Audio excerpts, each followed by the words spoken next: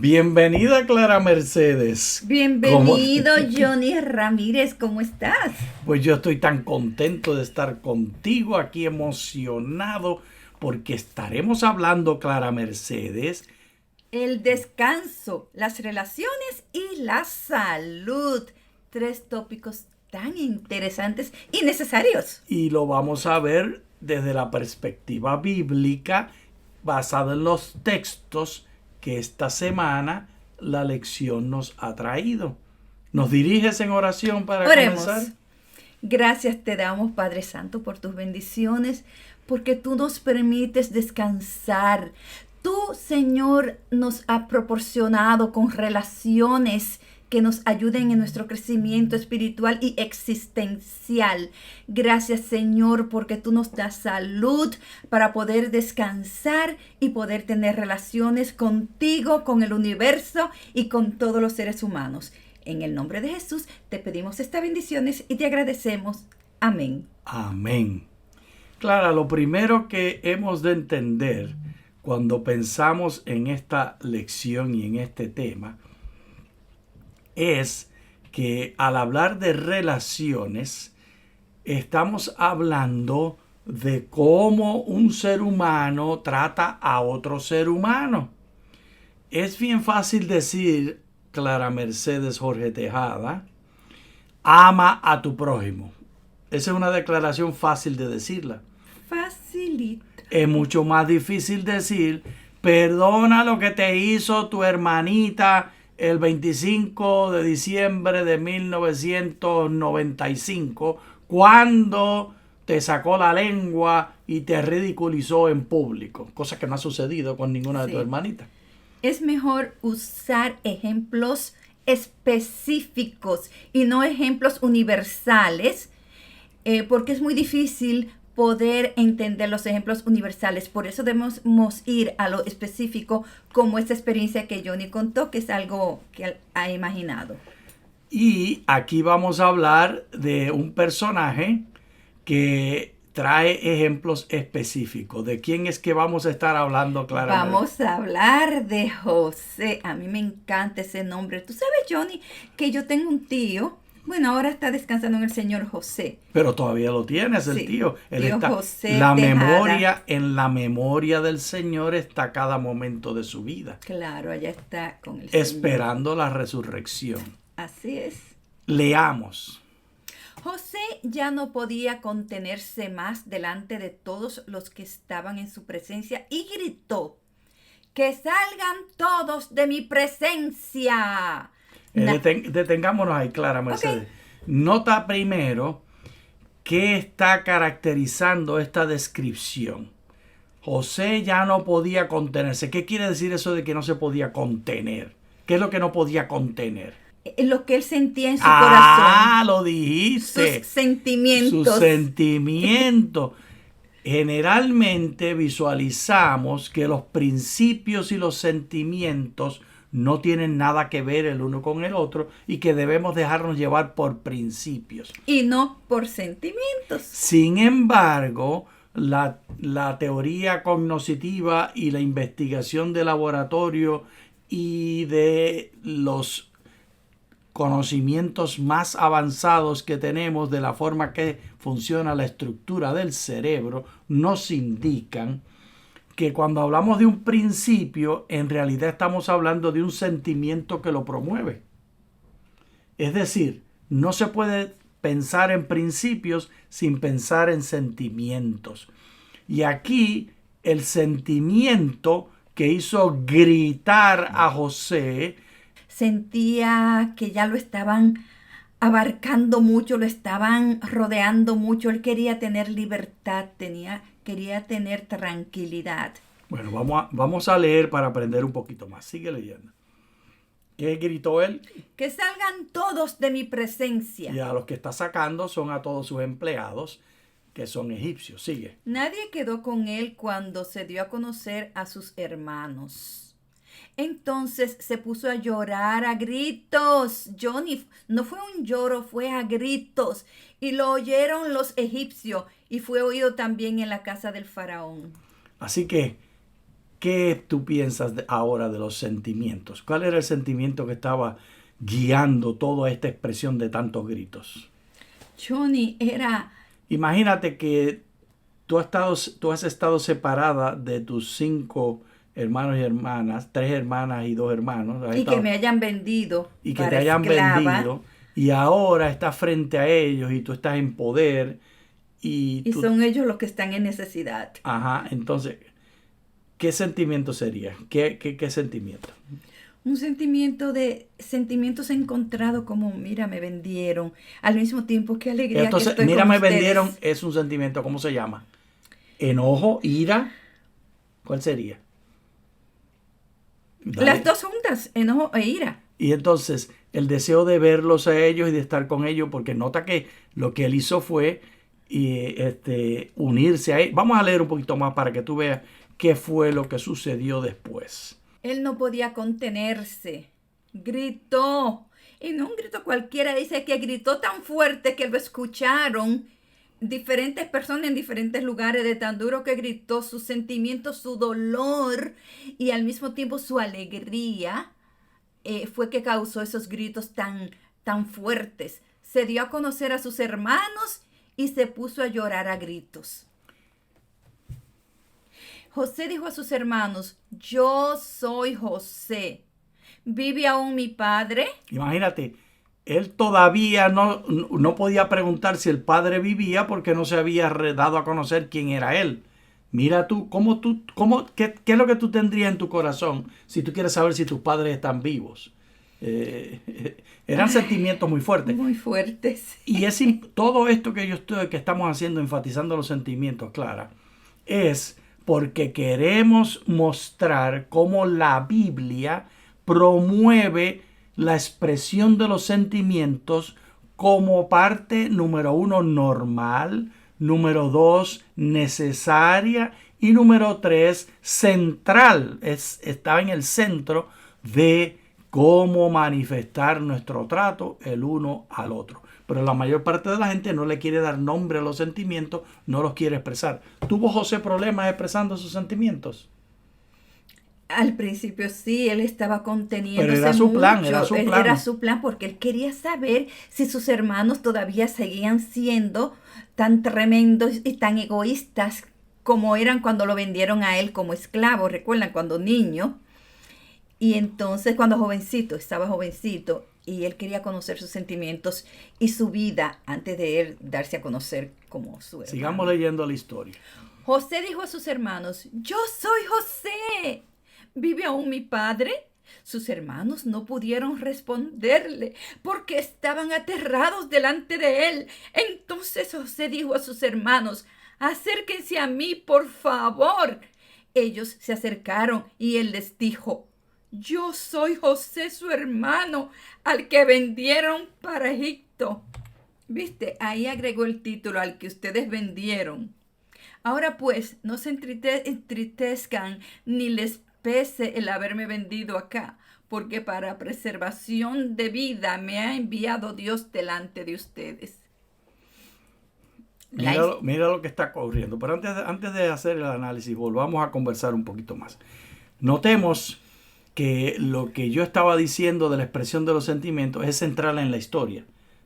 Nosotros no le damos nombre, pero aquí le estamos dando nombre en perspectiva bíblica. Y le animamos a ustedes que en sus relaciones familiares le den nombre a los sentimientos. Tenían miedo los hermanitos. Y José tenía vergüenza, que no quería que lo vieran llorando todos los empleados de él. Y también tenía una gran ansiedad por revelarse y darse a conocer. Y luego está manifestando su misericordia al decirle una reinterpretación de lo que ocurrió. Él hace una reinterpretación.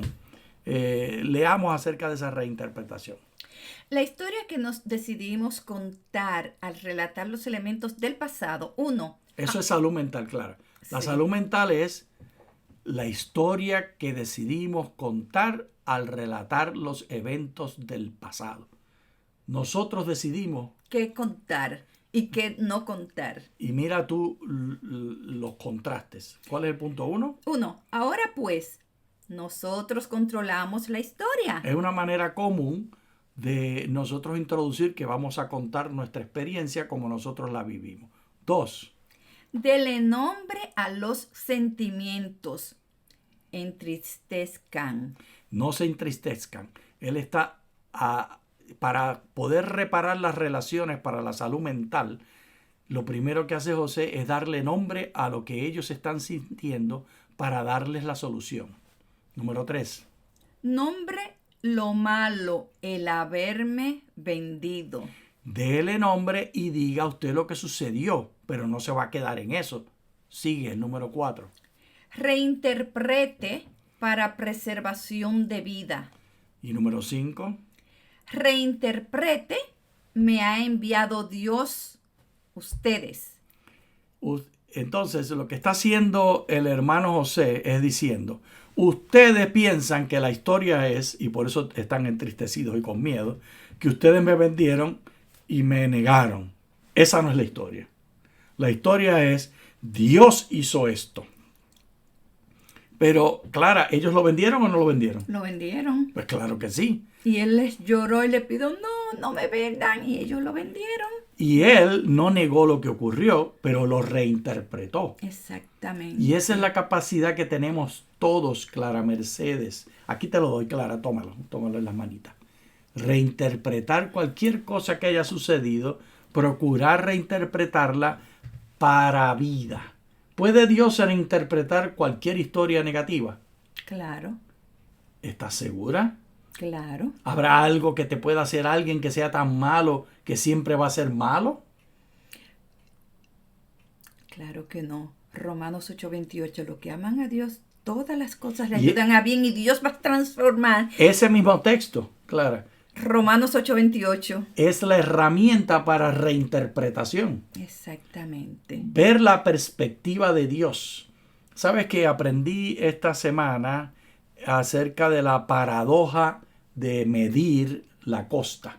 Medir la costa, es decir, decir cuántos metros cuadrados el perímetro. El perímetro Tú hablas de la costa de cualquier país. El mar. Las orillas del exacto. mar. Perfecto. Medir para decir el perímetro de la República Dominicana o el perímetro de Australia es tantos metros, tantos kilómetros, tantos pies, la medida que usemos. Pues sabes tú que, por ejemplo, usando el ejemplo de la costa de Australia, cuando uno mira en el internet, la han medido y una de las medidas es que en los miles de metros. Pero la otra medida es en los cientos de miles. ¿Por qué? Porque la paradoja es la siguiente. El largo del perímetro de una costa depende del largo de la medida que se usó para medirla. En otras palabras, un ejemplo. Si usamos una varita pequeña, entonces la costa es así zigzagueando. Entonces medimos cada pedacito, porque la varita pequeña nos permite dar la vuelta en cada pedacito. Y va a ser mucho más larga la costa. Si usamos una medida más larga, entonces va a medir del punto más alto al punto próximo más alto.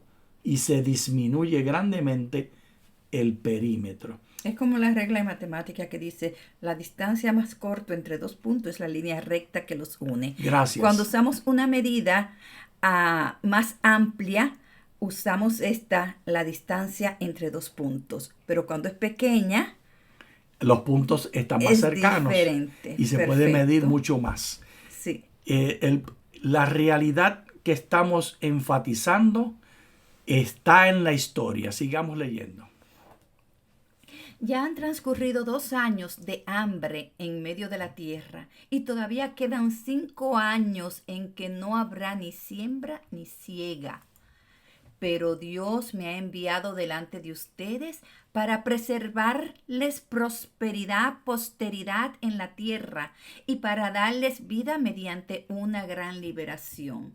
Así que no me enviaron ustedes acá, sino Dios, que me ha puesto como protector del faraón, como señor de toda su casa y como gobernador de toda la tierra de Egipto. Eso fue mucho poder, Johnny. Pero mira la pregunta que yo incluí allí.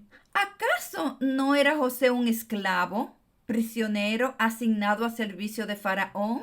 ¿Qué te parece, Clara? ¿Cuál de las dos es la realidad? Las dos. Eso es cierto. Las dos son realidades. Las dos son realidad. El hermanito José no estaba allí en libertad. Y prueba de esto es lo que ocurrió cuando muere el faraón. Que toda la familia de José y todos los judíos fueron esclavizados. Entonces, él nunca fue libre. Él siempre fue un esclavo. Pero él hace la historia de una manera muy diferente. Él hace la historia mirando lo que Dios desea y puede hacer y cómo Dios puede transformar. Y ese es el punto que tú y yo tenemos opción clara. Tú y yo podemos decidir si queremos transformar. Y aquí vamos a hablar de un ejemplo muy fuerte. Viktor Frankl era un prisionero de guerra. Él fue llevado a las prisiones nazi y allí estuvo. Él era un médico ya famoso. Jovencito se graduó de medicina e hizo su especialidad en psiquiatría. Y llegó a las cárceles como prisionero. Y siendo prisionero, él tuvo todas las experiencias. Mira cuál era su realidad. Ataque y defensa, contraataque. Realidad, prisionero, interpretación. Nadie entra a mi mente. Eso sí es importante, Johnny, que nadie, solamente Dios puede entrar a nuestra mente y controlarnos. Sigue. Campo de concentración. Esa era la realidad. Interpretación, yo establezco mis metas. Realidad. Escasa comida. Reinterpretación. Comparte lo que tiene. Realidad. Abusos continuos. Interpretación. Les ve como prisioneros. Él ve a los guardas que están obligándolo a él como los verdaderos prisioneros. Realidad. Pierde padres y esposa. Reinterpretación. Salva su vida. Esto, Clara, es lo que se llama logoterapia. Léelo. Frankl argumentó que siempre tenemos la libertad de encontrar significado a través de actitudes significativas, incluso en situaciones aparentemente sin significado. Por ejemplo, la siguiente conversación con Frankl ayudó a un paciente anciano y deprimido que no pudo superar la pérdida de su esposa. Frankl le preguntó: ¿qué hubiera pasado si hubieras muerto primero y tu esposa hubiera tenido que sobrevivir a ti? Oh, respondió la paciente. Para ella esto hubiera sido terrible. ¿Cómo habría sufrido? Frankl continuó. ¿Ves que se le ha ahorrado ese sufrimiento? Y eres tú quien la ha librado de este sufrimiento, pero ahora tienes que pagarlo sobreviviendo y lamentándola. Clara, esta logoterapia es una cosa maravillosa y extraordinaria. Interesante. ¿Repite el nombre? Logoterapia. ¿Y qué significa esto, Johnny? Veámoslo en pantalla. El hombre no dijo una palabra, pero estrechó la mano de Frankl y salió tranquilamente de su oficina. Eso es logoterapia. Dr. Frankl, what is the difference between people who are able to pick themselves up, get over life's problems, and those who are not? The decisive factor is decision, the freedom of choice, the freedom to come up with a decision. It should be, I would like to become this way or another, in spite of conditions that should only seem to fully determine my behavior. I wish to act freely as a responsible being, which is a human being. I wish to act in accord with heredity and environment, owing what I become to them, but also, if need be, in spite of the worst conditions. This is exactly what you could watch and witness under severe, extreme conditions of stress or of tragic conditions. Just think of people living for several years under the worst conditions of a prisoner of war camp. There's a whole body of psychiatric literature about that, or for that matter, in concentration camps. And this is what should be acknowledged. People are free, and if you watch or study the lives of such people in just a detached, down-to-earth, empirical, strictly empirical, scientific way and fashion, in another way than you presented it and you commented it in another way, then people get the picture, the impression of a human being as something, not someone, something that is fully determined, whereas they don't recognize and acknowledge the freedom and the responsibility for themselves, the responsibility for making something or someone out of himself. So your basic philosophy is that life has meaning under all conditions, but how easy is it when there's a sense of hopelessness, a sense of despair, to recognize this meaning? What does it mean? Despair is suffering without meaning. How we react to the unchangeable conditions is up to ourselves. In other words, if we cannot change a situation, we have always the last freedom to change our attitude to that situation. Dr. Frankl, give me an example of meaning that can be taken out of a situation of despair. I once received a letter from a young Texan student who told me his own story. At the age of 17 years, he had an accident when indulging to his diving sport. And from that time on, he was paralyzed from the neck down. And he wrote to me, "I broke my neck, but it did not break me. I am at present helpless, and this handicap will remain with myself apparently forever. But I have not given up my studies. I went, because of my own helplessness, to help other people. I want to become a psychologist, to help others. And I'm sure," he wrote to me, "that my suffering will add an essential contribution to my ability to understand others and to help other people." This man, three years later, was invited by me to deliver a lecture, to read a paper at the 3rd World Congress of Logotherapy taking place at the University of Regensburg in West Germany.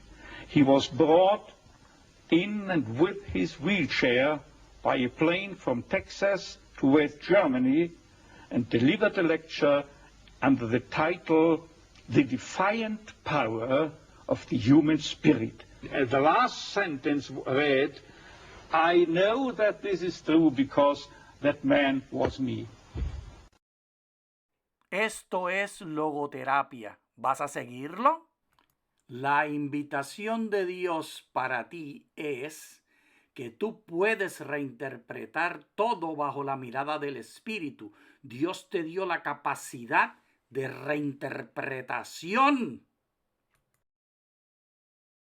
La reinterpretación de la realidad que nosotros hacemos para nuestra conveniencia y para la conveniencia de las relaciones con los que están alrededor nuestro. Si Frankl hubiera hecho como la mayoría de los prisioneros de guerra, ultrajados, perseguidos, abusados, hubiera muerto como la mayoría de ellos moría. Esto todo comenzó, Clara, cuando él como él era médico, pues él tenía conversaciones con los otros que eran médicos y tuvo conversación con uno que tenía conocimientos de medicina también al entrar como prisionero al campo de concentración. y le dice, ¿qué tú observas? ¿Qué está sucediendo? Y el hombre le contesta a Frankl, he notado que independientemente de la fuerza física y la capacidad física de los más saludables, comparándolo con los enclenques y débiles, no es la realidad biológica y física la que permite a una persona sobrevivir.